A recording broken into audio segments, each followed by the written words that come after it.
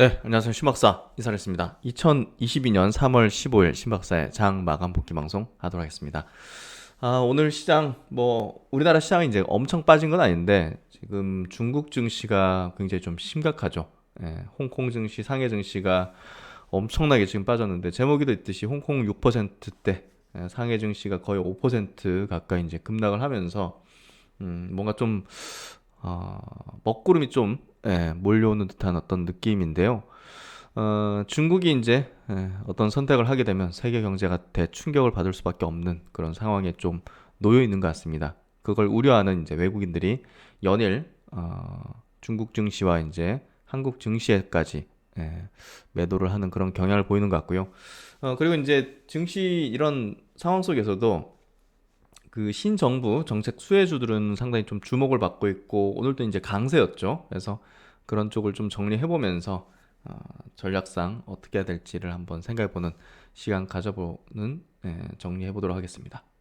먼저 지수부터 체크해 보죠. 코스피 지수 0.9% 빠져서 2621포인트. 상승 종목수 280 종목, 하락 종목수 560 종목으로 하락이 2배 많았고 거래대금은 급감했습니다. 9조 4천억대. 그리고 코스닥은 보합 정도에 마감했어요. 오늘 바이오가 좀 좋았습니다. 871포인트. 거래대금은 평타인 한 7.6조 정도. 상승 종목수 540 종목 정도, 하락 종목수는 800여 종목. 코스피에서 여전히 지금 외국인들이 6,700억에 오늘 순매도를 했고요. 거의 대부분 이제 프로그램 매도라고 보시면 될 것 같아요. 그래서 요게 프로그램 매도가 5,700억이 이제 프로그램 매도죠. 코스피 쪽에서. 그래서 대부분이 프로그램성으로 한국을 팔았다. 그래서 중국 증시의 어떤 영향을 같이 받은 걸로 좀 생각이 되고요. 기관들은 코스피에서 390억을 샀고 코스닥에서 외국인 기관은 300억대, 200억대 순매도를 하면서 상대적으로 좀 수급이 이제 양호했습니다. 선물시장에서 외국인은 2,600계약을 이제 순매도를 했고 어쨌든 코스피에서 거의 뭐 엑소더스급으로 이제 매도 행진을 하고 있는 외국인의 모습이고요. 보시면 지금 연일 뭐 6천억대 계속 팔고 있죠. 그래서 엄청난 매도로 지금 반등을 제대로 만들지 못하는 그런 증시의 흐름이 좀 되고 있다 보시면 될 것 같고요. 어렵습니다 지금. 업종 차트, 코스피 업종 차트도 지금 보시면 전저점 부근까지 다시 또 내려오는 어떤 형태가 되고 있고 주봉으로 볼 때도 좀 아쉽네요. 흘러내리는 형태가 좀 되고 있고 월봉으로 볼 때도 반등이 좀 나올 수 있는 그런 구간대인데 참 이 연일 음봉이네요. 월봉상으로도. 그래서 3월달 FMC의 어떤 구간에서 뭐 급반전할 수 있는 가능성은 충분히 열려 있다고 봅니다. 근데 우크라이나 사태에 대해서 지금 구도 자체가 조금 안 좋죠. 신냉전으로 갈 수 있는 그런 가능성이 열려 있기 때문에 그 부분이 사실 좀 안 좋은 방향으로 흘러간다면 반등보다는 빠질 가능성도 상당히 높을 수밖에 없습니다. 그래서 어찌됐든 우려감은 상당히 좀 커져 있는 상태가 좀 되고 있는 것 같고요. 코스닥 증시 오늘 뭐 그래도 양봉 전환 그리고 뭐 이렇게 좀 도티 형태로 시장 전체 이제 글로벌 시장 대비 좋았는데 뭐 그럼에도 불구하고 여전히 뭐 주봉이나 월봉으로 볼 때 반전을 강력하게 해내는 그런 흐름은 아니기 때문에 조금 부담이 큽니다. 결국 이제 코스피 쪽에 외국인의 수급이 나아져야 된다는 어떤 흐름을 좀 생각해 볼 수 있을 것 같고요. 참 이제 시총 상위 종목들을 뭐 다 빠졌습니다. 뭐 삼성전자, LG엔솔, 뭐 SK 하이닉스 비롯해가지고 최근에 다 이제 빠지는 흐름이고 LG화학 같은 경우는 낙폭이 좀 더 크죠. 상승 좀 아쉽습니다. 그래서 LG화학은 이렇게 좀 빠지는 흐름들 더 크게 보이고 셀트리온은 그래도 이제 보합 정도. 그러니까 바이오가 최근에 좋은데요. 상대적으로 이제 시장 대비 좋은데 그런 이유는 이제 방어적인 측면도 있을 거고 낙폭이 워낙 과대했고 다른 것들이 좋을 때 너무나 안 좋았기 때문에 더 나은 어떤 흐름이 아닌가 생각이 됩니다. 셀트론 제약하고 헬스케어는 이제 2% 정도 빠지긴 했어요. 그리고 LCLB가 오늘 이제 좋은 내용이 나왔죠. 이따가 짚어드릴 테니까 그때 이제 체크해 보시면 될 거고 8% 상승했습니다. 알테오젠 5%에서 바이오주들이 오늘 좀 좋은 어떤 흐름들 보였고 근데 추세가 없잖아요 지금. 올랐다 내렸다 올랐다 내렸다. 그렇죠. 그러니까 불안정하기 때문입니다. 그래서 그런 흐름 속에서 제가 볼 때는 어떤 소수자의 손으로 이제 주식들은 바이오 주식들은 좀 넘어가는 구간들이 펼쳐져 있는 것 같고요. 레고캠 바이오도 오늘 3% 튀면서 최근에 강세 흐름을 계속 이어가는 형태가 되는 것 같습니다. 그래서 뭐 종목별로 보면 오늘 방산주나 이런 쪽은 좀 약세였고요. LIG 엑선 3%대 약세, 한화 에어로스페이스, 한국항공우주도 3, 4% 약세 마감했고 건설주가 좀 조정받았네요. DL건설 2%, GS건설 2%, 현대건설, 대우건설까지 2%대 대형 건설사가 다 2%대 조정을 보였던 것 같습니다. 중소형 건설사들은 금호건설은 보합 정도. 그러니까 그래도 약하진 않아요. 한샘도 플러스로 마감했고, 그래서 그나마 이제 강했고, 그리고 이제 오늘 로봇 관련주들, 로보스타가 오늘도 3.8% 상세, 레인보우 에브리봇 1.7% 상승하면서 로봇 관련주들 좋았던 것 같고요. 또 이제 AI 관련주들, 윤석열 당선인의 새 대통령의 이제 공약의 또 핵심적인 부분 중에 하나가 또 AI 육성입니다. 그래서 바이오 컴퍼니 5%대, 마인드랩이 거의 20% 상승하는 흐름들, 셀바스 AI 8.9% 상승해서 AI 관련, 로봇 관련 주들이 오늘도 좀 강한 어떤 흐름을 좀 보여줬죠. 그래서 정책적인 수혜를 보는 그런 기업들은 뚜렷하게 좀 강한 어떤 기조의 흐름들을 보여주고 있고요. 그렇지 않은 지수 관련주들은 상당히 좀 좋지 않습니다. 그리고 이제 해외 쪽에서 제가 요거 체크 안 해드렸는데 WTI 이제 유가가 좀 빠졌어요. 그래서 조금 시장이 살아나지 않겠는가 했는데 이게 웬일입니까? 국채 10년물 국채 금리가 이제 7%, 2%를 훌쩍 뛰어넘는 흐름이 되면서 이번 FMC에서 조금 그냥 이건 아주 개인적인 어떤 견해인데요. 빅스텝 되지 않을까 생각이 좀 돼요. 0.5%. 그래서 어쨌든 국채 금리가 굉장히 튀면서 나스닥이 2% 내려앉았다. 성장주에 이제 치명타니까 성장주가 안 좋았다. 상대적으로 S&P는 그나마 0.7% 약세, 다우는 보합으로 마감했거든요. 그러니까 금리에 크게 반응한 거죠. 미국 증시가. 그래서 그런 흐름이었고 유가 내지는 이제 원자재 가격이 최근에 좀 반락했습니다. 그래서 뭐 추세가 완전 꺾였다 이렇게 단정 지을 수는 없지만 어쨌든 그 부분은 조금 내려앉았다 보면 될 것 같고 반면에 이제 금리가 올라가면서 다소 좀 성장주가 내려앉았다 이렇게 좀 해석하면 될 것 같습니다. 그리고 이제 외국인과 기관의 동시 순매수 종목 한번 체크해 보면요. 카카오뱅크 오늘 좀 올랐잖아요. 5%대 상승 보이면서 수급까지 540억 가치. 대출 총량 규제를 완화한다는, 그러니까 결국 이제 이번 새로운 정부가 규제 완화나 이런 부분에 이제 많이 공약을 갖고 있죠. 그래서 그런 내용이 나오면서 좀 올랐다고 보시면 될 것 같습니다. 대한항공, 아시아나항공 같은 리오픈 관련주들도 나쁠 이유는 없어요. 사실 추세적으로. 그래서 항공, 뭐 여행 이런 쪽, 그리고 유한양행, 대웅제약 같은 또 방어적인 성격을 지니는 그런 기업들, 삼성바이오 이런 기업들은 또 상승하는 흐름들 보였죠. 그리고 이제 코스닥 넘어가면 클래시스, 알테오젠, 바이오주들 좀 많아요. 루트로닉, 제이시스 메디칼, 바이오 플러스, 인트론 바이오, 그리고 안랩이 170억. 외국인들이 많이 샀네요. 레고캠 바이오도 58억 수급이 들어왔고 바이오수들이 좀 많았던 흐름이었습니다. 종목은 여기까지 보고요. 이슈 체크 한번 들어가 보도록 하겠습니다. 오늘 첫 번째 소식은요. 중국 관련된 얘기부터 해보도록 하죠. 오늘 중국 시장이 홍콩 시장과 이제 상해 증시, 중국 본토 시장이 뭐 엄청 빠졌습니다. 최근에도 뭐 낙폭이 뭐 아시아권, 뭐 글로벌 시장에서 가장 컸는데 오늘도 뭐 홍콩 시장이 6에서 7%, 아직 시장이 마감한 건 아닌데요. 6%대 하락을 하고 있고, 또 이제 상해 증시도 거의 뭐 5% 가까이 4.9% 지금 빠지고 있습니다. 참 안타까운데, 지금 우리나라 시장이 그나마 이제 오늘 좀 나았죠. 뭐 중화권 시장보다는 이제 나은 어떤 흐름이었는데, 요 내용이 좀 큰 것 같아요. 지금 러시아가 여러 가지 조금 안 좋은 상황에 들어가 있지 않습니까? 지금 뭐 디폴트 얘기도 계속 흘러나오고 있고 가능성도 높아진다 이렇게 볼 수가 있을 것 같고, 또 이제 우크라이나 이제 공격을 하고 이제 전쟁을 하고 있는데 뭔가 좀 지원 요청을 중국에 하지 않겠는가, 뭐 이런 어떤 내용들이 언론이 계속 나오는 거죠.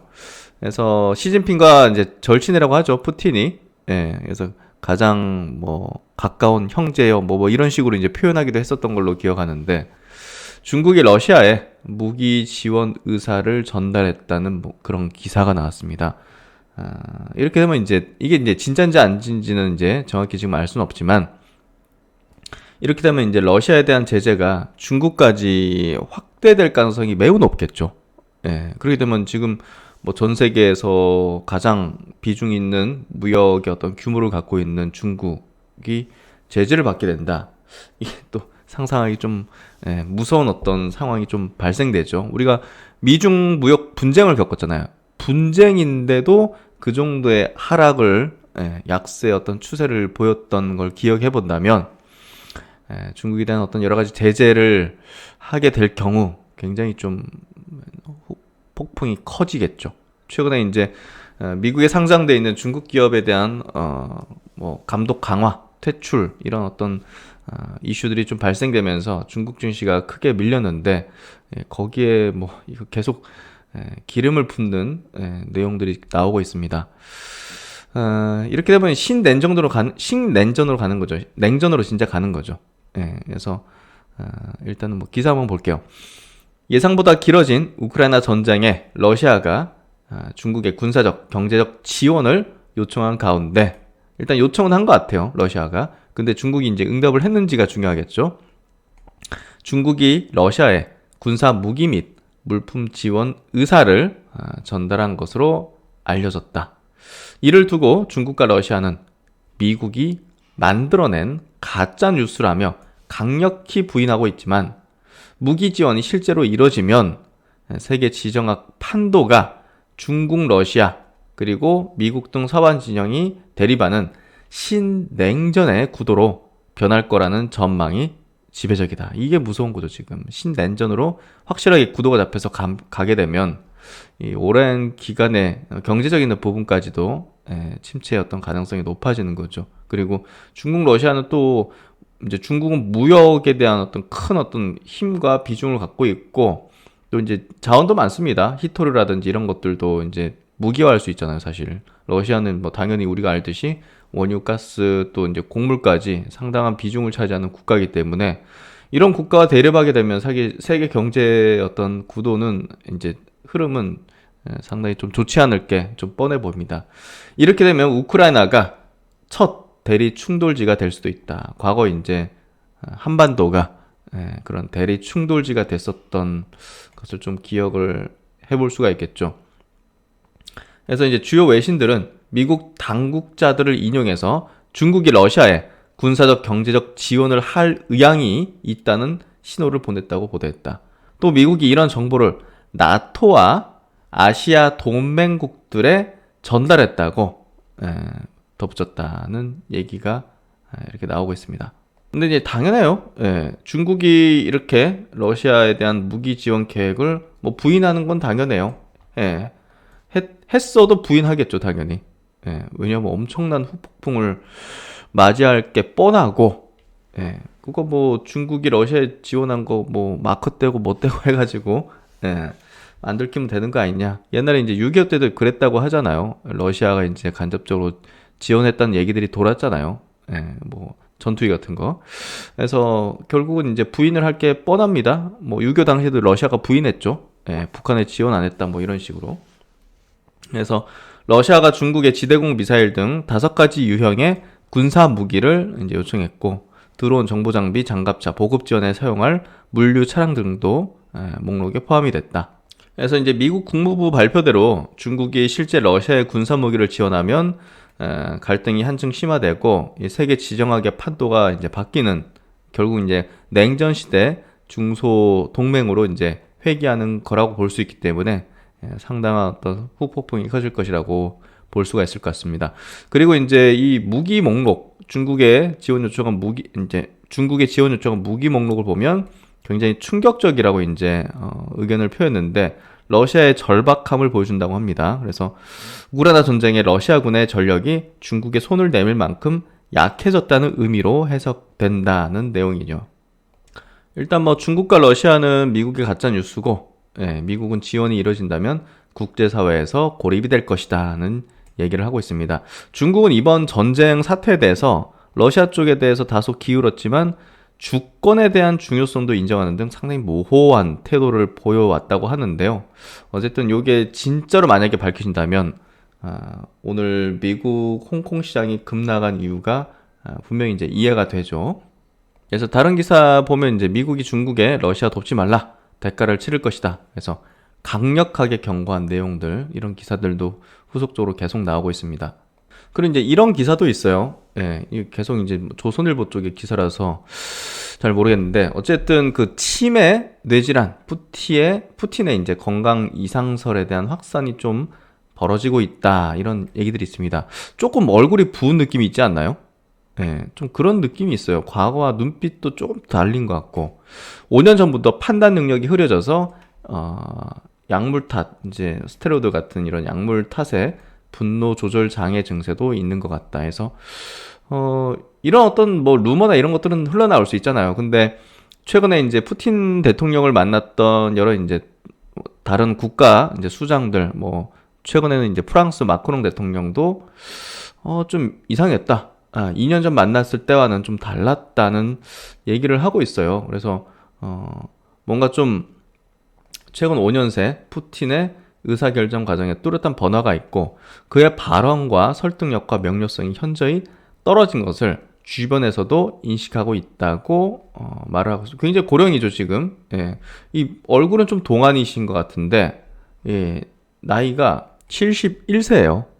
굉장히 높은 연령을 갖고 있고, 이제 외신들은 푸틴이 자신의 집무실을 찾은 외국 정상이나 정부 고위 관계자를 만날 때 길이가 4m가 넘는 테이블 한쪽 끝에 떨어져 앉아서 과도한 거리두기를 하고, 이런 어떤 그림, 이제 사진 보셨죠? 코로나 환자 병동을 방문하며 지나칠 정도의 전신 방호복을 껴입은 것이 그가 심각한 기저질환 때문에 극도로 예민한 반응을 보인 사례라고 전했다. 마크롱 대통령은 지난 7일 회담 직후 푸틴의 상태가 2년 전 만났을 때와는 좀 달랐다는 얘기를 하고 있습니다. 스테로이드를 좀 장기간 복용할 때 나타나는 어떤 분노, 이런 어떤 조절 장애라든지, 그리고 최근 사진에서 확인되는 푸틴의 부어오른 얼굴도 스테로이드 장기 복용에 따른 부작용으로 볼 수 있다고 해요. 그래서 뭔가 좀 특이하죠? 최근에 전쟁 사태가 좀 특이하지 않나요? 좀 상식 밖의 부분이 좀 아닌가 생각이 되는데, 어쨌든 지금 러시아가 서방 제재로 인해서 외환 보유고의 한 절반 정도밖에 사용할 수 없는 상태고, 채무 이행에 좀 어려움을 겪고 있기 때문에 이 루브라로 상환한다 하잖아요. 이 말이 됩니까? 지금 가치가 60, 70% 떨어진 걸 가지고서. 그래서 배째라식으로 지금 할 것 같고, 참 문제 많은 것 같습니다. 푸틴의 이상설, 건강 이상설에 대해서도 한번 좀 생각해 볼 필요가 있을 것 같습니다. 그래서 이제 오늘은 뭐 정말 중국 증시 폭락이 좀 짚어봐야 될 내용인 것 같은데요. 이제 하나금융투자 이제 김경환 중국 담당 이제 연구원님의 이제 코멘트를 좀 보면요.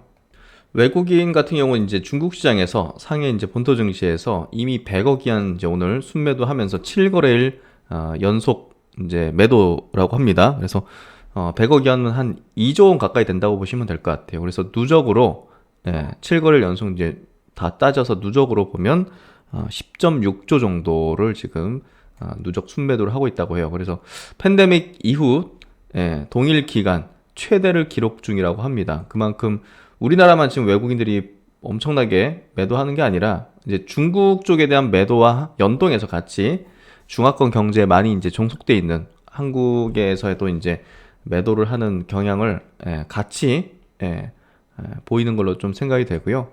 뭐 페드 이제 FOMC 결정, 러시아 디폴트 경계감, 미중 외교 미팅 실망감, 이런 여러 가지가 복합적으로 작용하면서 뭐 최근에 이제 그 중국 상장 기업들 퇴출, 뭐 이런 부분들까지 같이 들어있겠죠. 그래서 홍콩 증시도 지금 밸류에이션 펀더멘털이 좀 무의미하게 극단적인 패닉 셀링이 이제 지속이 되고 있고, 참 무섭게 되고 있는 것 같습니다. 지금 상하이도 락다운 초읽기에 돌입한 것 같다 해서 참 다시 또 코로나가 중국에서 좀 우려감을 크게 낳고 있는 것 같아요. 아까 이제 어떤 기사 보니까 어떤 뭐 박람회장이었던가 그런 것 같은데 거기서 한 명이 감염된 것 같던데 거기 있는 4만 명을 가둬놓고 건물에 가둬놓고 전부 다 이제 PCR을 하는 그런 내용도 있더라고요. 그래서 중국이 이제 굉장히 좀 그 엄격하게 지금 이제 코로나 통제를 하고 있지 않습니까? 그래서 이게 뭐 좀 늘어나는 추이면 진짜 그냥 락다운 해버리고 이런 어떤 조치들을 취하기 때문에 경제에 좀 타격을 줄 것이라는 그런 우려감이 크게 조금 증시까지 미치는 것 같습니다. 그래도 이제 중국 증시, 중화권 증시에 이제 폭락을 야기하는 건 결국은 중국의 이제 러시아 지원의 가능성과 거기에 따른 중국까지 어떤 제재 가능성 이런 것들이 영향을 미치고 있고 이제 확실한 건 아니지만 그런 우려감이 불 때 주식은 가장 크게 반응을 하잖아요. 그래서 그런 불확실성이 지금 중국 증시를 크게 붕괴시키고 있다 이렇게 좀 보면 될 것 같습니다. 그래서 이제 지금 뭐 글로벌 시장 전체 뭐 국내 증시도 영향없죠. 약세 흐름 쉽게 벗어나기 좀 어려운 어떤 흐름이 좀 되고 있고요. 한국 증시에서도 지금 외국인의 어떤 매도가 계속 이어지고 있기 때문에 지수 차원의 어떤 강력한 반등 내지는 추세 전환이 쉬이 좀 되지 못하고 있습니다. 이런 증시 속에서 이제 중소형주 그리고 어떤 테마별 정책에 대한 수혜 기대감 이런 것들이 작용하면서 거기에 따른 어떤 테마나 섹터가 따로 이제 노는 어떤 흐름들을 보이는데요. 참 10년 전과 비슷해요. 좀 다르지 않는 어떤 흐름인 것 같고 윤석열 이제 새로운 정부가 들어서는 어떤 그 정책적인 기대감들이 공약에 담겨 있었던 이제 수혜주 그런 것들이 조금 더 이제 튀는 그런 모습들이 나오고 있습니다. 오늘은 이제 그 AI 관련된 종목들, 마인즈랩이라든지 오늘 한 20% 급등했죠. 바이브 컴퍼니라든지 플리토 그리고 트임, 셀바스 AI 이런 어떤 AI 관련된 기업들이 시장 대비 강한 어떤 흐름을 보였고 AI하고 이제 로봇이 같이 연결이 되죠. 그래서 어제 이제 호재가 있었던 로보스타도 오늘 3.8%, 레인보우 로보틱스, 뭐 에브리버 같은 것도 이제 상승세를 보이면서 아지넥스텍 또 상승세를 보이면서 결국 이제 시장 대비 강한 어떤 기조의 흐름들을 이제 보여주고 있는 것 같습니다. 그래서 지금 시장의 성격은 좀 그런 어떤 테마별 움직임들, 색깔별 이제 움직임들이 좀 나타나는 그런 장세가 되고 있는 것 같고요. 관련 기사 하나 보도록 하죠. AI 중심의 디지털 대전환이 시동된다는 기사인데요. 윤석열 국민의힘 후보가 20대 대통령에 당선되면서 인공지능을 중심으로 한 디지털 대전환이 가속화될 전망이다. 윤석열 당선인 10대 공약 중 하나로 스마트하고 공정하게 봉사하는 디지털 플랫폼 정부 구현을 내세웠다 해서 AI 빅데이터를 기반으로 국민 행정 대전환에 나설 것이다. 그래서 앞으로 이제 행정 효율화도 디지털 플랫폼으로 이제 구축을 해가지고 디지털 경제 패권국으로 도약을 하겠다는 발표를 했었죠. 그리고 이제 AI 산업에 대한 적극 육성에 대해서 약속을 했고 이 부분 결국 앞으로 AI 산업 육성, 소프트웨어 산업 발전, 고도화된 디지털 인프라 구축, 디지털 융합 산업 지원, 사이버 안전망 구축, 100만 디지털 인재 양성 등 6가지 실천 전략 중 그는 특히 AI 산업 육성을 이제 강조했었죠. 그래서 앞으로 이제 AI 산업에 대한 어떤 육성 지원이 상당히 커질 걸로 예상해 볼 수 있는 그런 부분들이 결국 이제 시장에서 발현되고 있다. 이렇게 좀 해석을 하면 될 것 같습니다. 그리고 이제 삼성증권 리포트에서 하나 발췌한 그래프인데요. 사실 지금 뭐 중국 갑자기 막 확진자가 발생한다고 하고 국내 같은 경우도 지금 확진자가 막 수십만 명씩 지금 2, 30만 명씩 나오잖아요. 국내 확진자 수 급증에도 불구하고 저는 리오픈 기업을 계속 봐야 되고 이번에는 다르다. 좀 추세적인 흐름이라는 얘기를 계속 들었던 이유. 결국 이제 유럽 그리고 북미 쪽 이쪽은 이미 꺾였단 말이에요. 올해 초부터. 올해 초부터 정점 찍고. 그래서 결국 이제 우리나라가 유독 이제 뒤늦게 발동이 걸려가지고 결국은 잘 막았잖아요. 우리나라가 진짜 다른 나라 비해서 잘 막았잖아요. 근데 결국 소용없는 것 같아요. 예. 걸려야 되는 어느 정도의 어떤 집단 면역이 가능해진 어떤 비율까지는 걸려야지만 이게 끝날 수 있는, 그리고 정점을 찍고 내려올 수 있는 그런 성격이었던 것 같아요. 원래부터 코로나가. 그래서 막았던 게 본물이 터지면서 그냥 이제 국민의 한 20%가 걸려야 어느 정도 집단 면역이 형성된다고 통계상이 이제 나와 있는데, 우리나라 인구의 한 1,000만 명 정도가 뭐 걸리면 된다는 어떤 기준이죠. 그래서 그런 방향으로 가고 있는 게 아닌가 생각이 될 정도로 지금 2, 3만 명씩, 2, 30만 명씩 확진자가 생기고 있고, 뭐 어떻게 보면 서울에서도 조금 사람들 많이 붐비는 쪽 있잖아요. 그런 쪽이 조금 과거보다 덜 붐비는 것 같아요. 그래서 그런 것들을 볼 때, 이게 아, 격리하고 있는 사람이 엄청 많겠구나. 그 밀접 접촉자 이런 쪽 다 같이 격리하잖아요. 그런 것처럼 그만큼 우리나라가 정점을 찍으려면 시간이 좀 필요하겠구나. 그래서 3월 달에 정점을 찍을 것이라는 어떤 전문가 견해들이 많습니다. 그래서 결국은 리오픈 기업은 이거 확진자 증가해가지고 리오픈 팔아야 되는 거 아니야? 그게 아니라고 저는 생각합니다. 우리나라도 곧 요 정점에 유럽과 북미와 같은, 미국과 같은 정점이 찍힐 거고, 그때부터는 조금 둔화되겠죠. 그래서 리오픈은 제가 볼 때는 추세적인 상승 가능성이 상당히 높다, 이렇게 좀 생각을 하고 있습니다. 그리고 이제 오늘 바이오 쪽에서는요, HLB 이슈가 제가 볼 땐 굉장히 좀 컸다고 볼 수 있을 것 같아요. HLB가 2019년도에 이제 임상 3상 이제 발표할 때, 주가가 이제 발표하고 나서 이제 주가가 한 10배 튀었잖아요. 근데 이제 그때 불공정 거래 의혹이 있다.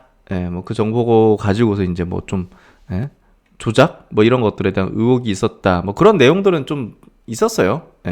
있었는데 그게 이제 요 검찰까지 이제 넘어가는 그런 상황이 좀 발생됐고, 그 부분이 2년 가까이 진행된 어떤 조사에서 혐의 없음으로 이제 처분된 거죠. 그래서 악재 소멸이죠. 셀트론과 비슷한 겁니다. 셀트론처럼 이제 그런 혐의가, 우려가 이제 소멸된 아주 이제 좋은 어떤 호재가 뜬 거죠. 오늘은 그래서 주식시장에서도 HLB가 8% 넘게 이제 상승하는 마감을 했는데요. 결국 이제 바이오 쪽에 대한 여러 가지 불확실성이 사라지는 거죠. 그래서 결국 이제 호재에 반응하고 또 바닥권을 형성할 수 있는 여러 가지 어떤 내용들이 이렇게 가시화되면서 이 바이오 업종에 대해서는, 신약 업종, 신약 섹터에 대해서는 계속적인 바닥권에서 나타나는 패턴들이 차트상에서든 이제 이슈나 이제 이런 어떤 모멘텀 상으로든 연속적으로 나오고 있다, 이렇게 좀 해석을 해볼 수 있을 것 같고요.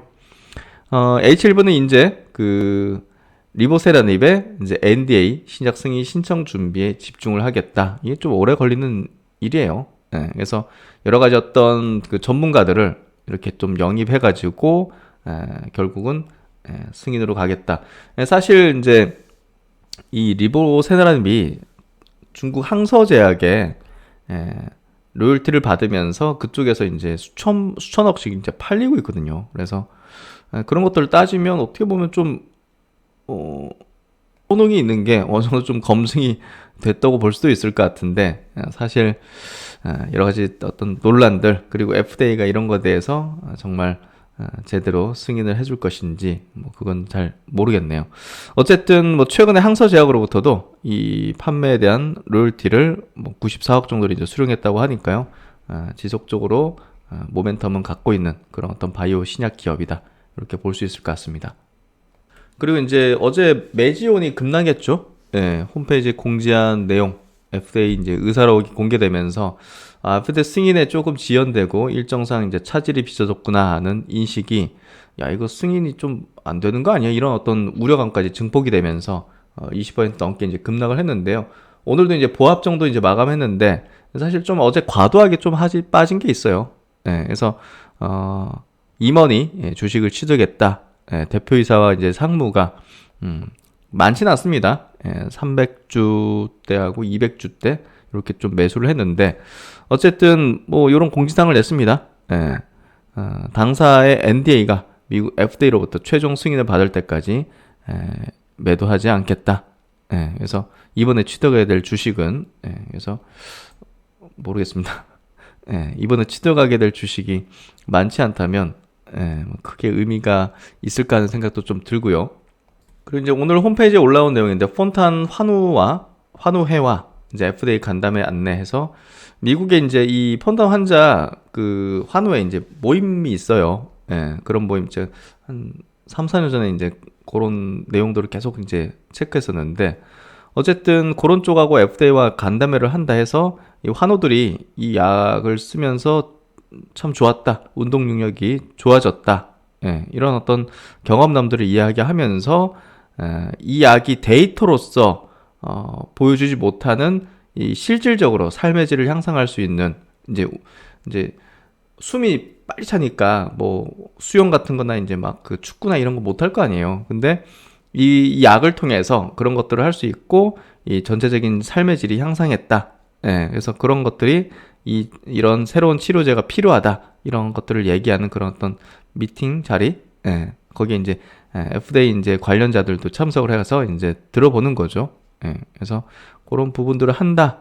그런 얘기를 하고 있고, 당사는 선천적 질환으로 고통받고 있는 환우들에 대한 치료제 개발 성공을 위하여 그리고 그런 기회를 만들 수 있도록 지원해 주시고 계신 주주님들의 성원에 보답할 수 있도록 모든 노력을 다하고 있다고 하면서 홈페이지에 올린 내용입니다. 어쨌든 뭐 지연된 거는 사실인 것 같지만 승인이 안 된다 이런 이제 딱 그런 내용이 나온 것 아니니까요. 제가 볼 때는 어느 정도 트레이딩의 어떤 룸은 좀 있다고 좀 보여주는 그런 기업인 것 같습니다. 네, 오늘 이렇게 이슈 정리 또 이제 마감까지 해봤습니다. 참 어려운 시장 계속 이어지고 있어요. 조금 안정화되나 했는데 또 신냉전의 가능성이 좀 높아지는 그런 흐름들이 좀 전개되고 있고 참 증시가 갈피를 잡기 참 어려운 것 같습니다. 그만큼 지금이 비이성적으로 행동하기 참 높은 확률을 지니는 그런 구간이라고 좀 보여지고요. 뭐 글로벌 증시의 어떤 투자들도 마찬가지일 겁니다. 우리나라 여러분과 마찬가지로 글로벌 증시에서 투자하는 사람들도 갈피 잡기 좀 어려운 어떤 국면이라고 좀 볼 수 있는데요. 이런 국면에서 뭐 계속 강조드리지만 종목 업종별 전략을 굳건하게 가져가면서 시장의 어떤 외풍 이런 어떤 매크로단의 어떤 변수들에 너무 치이지 않도록 하는 게 제가 볼 때는 중요하다. 그리고 이런 것들은 다 지나가고 나중에 보면 다 잊혀진다. 결국은 남아있는 건 그 기업의 가치였다. 그 기업의 성장이었다. 이런 구간에서는 울퉁불퉁하지만 결국 길게 놓고 보니까 그 기업의 가치대로 성장대로 가더라. 거기에 포커스를 두시는 게 맞다고 생각합니다. 네, 오늘도 고생 많으셨습니다. 신박사는 또 다음 시간에 좋은 내용을 가지고서 뵙도록 하겠습니다. 감사합니다.